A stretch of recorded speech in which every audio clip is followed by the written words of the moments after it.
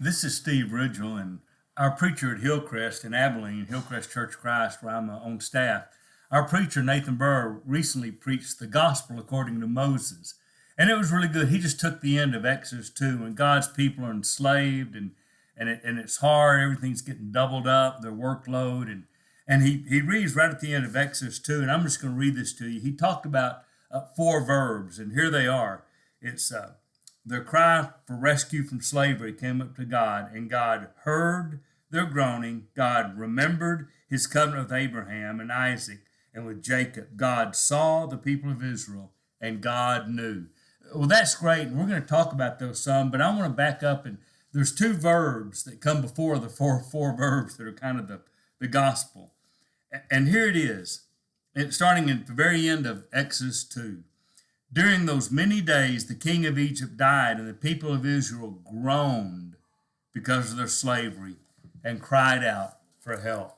People groan and people cry out for help. I'm going to tell you why people groan, and this maybe is the seeds of the gospel, because we live in a fallen world. Since the garden, there was a perfect world. God made a perfect world. Satan appealed to Eve and then Adam. Boy, look at this one thing God said not to eat. Did God really say that? Doubt God. Look how good it looks. Look how good it'll taste, and it'll make you be like God. And that has been the cause of the fall of man from then on. The things that we think taste so good, I've got to have that, the physical appeal, the lust for the greed, the things we want, and then the ego. I can be God. And people have tried that, and it doesn't work. We live in a fallen world because people abuse other people, people steal from other people, and people try to run their own lives and run it into the ground because they end up hurting everybody else. And people groan. I'm going to tell you the start of the gospel is to see the people that are hurting.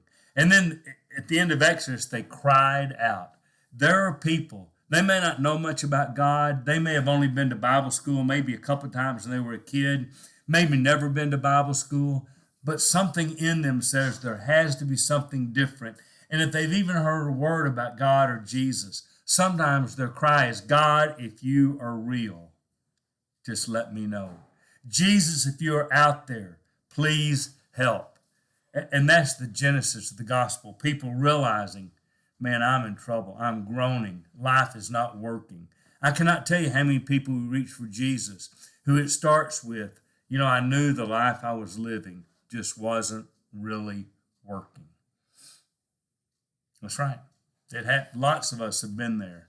And then they cried out. The people that get desperate enough to look for something. Maybe that's when you invite them to church. Maybe they're open to they may not even know what church is, what it looks like, but they think, what can it hurt? We're happy to have the people who are doubters or cynical. I don't know. I don't know if God's real, but maybe. I don't know if Jesus, but maybe. I don't know if it'll do any good, but maybe. Great. Come try the maybes. We're all about the people that are the maybes because they see what God really does in lives and in community. So I'm going to tell you, those are great verses, and maybe we'll talk in another video here pretty quick about the three verbs that really are kind of the gospel of Moses. But I'm going to tell you it starts with the two verbs. People groaned and people cried out. And when that happens, they're ready to hear the good news of Jesus Christ. Well, this is Steve Ridgel being thankful that in a world that's full of groaning, that we can cry out and there is an answer.